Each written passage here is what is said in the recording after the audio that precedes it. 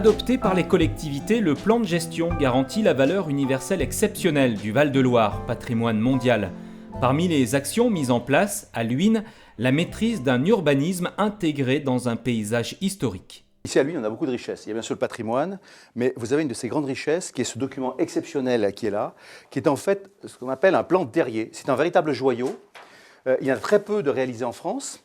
Mais bien entendu, depuis Napoléon, toutes les villes ont eu leur cadastre napoléonien qui ont été créés. À Luynes, il n'y en a pas eu. Et ça, cette richesse-là nous vient des ducs de Luynes. Aujourd'hui, on est rendu à la 14e génération. Très grande famille de l'aristocratie française qui a toujours souhaité le maximum et le mieux pour la ville de Luynes. Et notamment, de prendre les meilleurs artistes pour pouvoir réaliser des plans très précis avant même que le cadastre n'existe. On a eu la chance de ne pas être membrés. On a eu la chance d'avoir tous nos points de vue préservés ici à Luynes. Et la vision que vous avez sur les différents points de vue, elle est la même qu'il y a 400 ou 500 ans. À Luynes, à l'ouest de Tours, le patrimoine s'égrène au fil de l'histoire. Sur le haut de la commune, un aqueduc du IIe siècle après Jésus-Christ. L'édifice alimentait des villas romaines en eau de source. 2000 ans plus tard, 8 arches complètes sont toujours debout grâce à un entretien régulier. Un témoignage exceptionnel de la période gallo-romaine. Gros bourg médiéval et siège d'un tribunal jusqu'au début du XXe siècle, Luynes a conservé plusieurs autres monuments historiques, comme cette halle du XVe siècle. Sa toiture vient d'être rénovée. Ou encore cette grange du XVIIe siècle qui a longtemps servi de remise aux services municipaux. Elle est dans un état actuellement où elle menace de s'effondrer, donc il est urgent de faire quelque chose. Et ce qui est exceptionnel, c'est ses dimensions. 30 mètres de long sur 7 mètres de large, ce n'est pas habituel pour une grange. Sa conception, c'est un appareillage de pierre et de briques, comme vous pouvez le constater là sur la façade, ce qui est assez rare. Et puis sa charpente, qui est un véritable joyau, une charpente bateau inversée. Et enfin et surtout, ce qui est remarquable et inouï, c'est qu'il n'y a eu aucune intervention humaine sur ce bâtiment depuis 400 ans.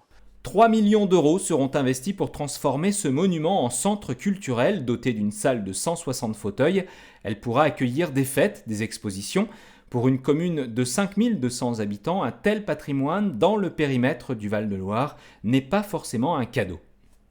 C'est vrai que c'est une chance d'avoir un tel trésor, mais c'est aussi une charge qui est colossale. Parce que bien évidemment, dès que nous faisons des travaux, dès que nous faisons une intervention, quand on fait intervenir sur un monument historique des entreprises, ce ne sont pas n'importe quelle entreprise, vous le savez, ce sont donc des contraintes, des coûts, des techniques qui sont un peu plus coûteuses aussi. Ça implique certaines difficultés. Mais après, je crois qu'il faut être innovant. Alors on essaye de pouvoir être aidé par les uns, par les autres. Et le fait de rentrer aussi dans ce label de l'UNESCO, c'est une très belle carte de visite qui va nous aider aussi à pouvoir être mieux aidé par les autres parce qu'on sera mieux connu et que chacun a envie d'être connu. Ne pas dénaturer ce paysage historique, respecter les points de vue et les volumes créés par l'architecture, le coteau sur la Loire, les vallées, c'est le credo de la commune de Luynes qui vient d'adopter le plan de gestion du Val-de-Loire.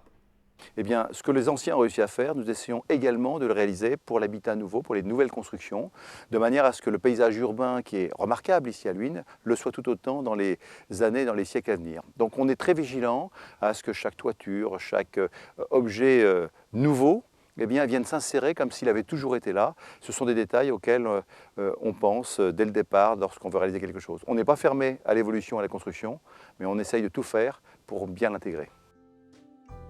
L'État a retenu Luynes parmi les expressions emblématiques du paysage du Val-de-Loire. Un renforcement de la protection du site est d'ailleurs envisagé.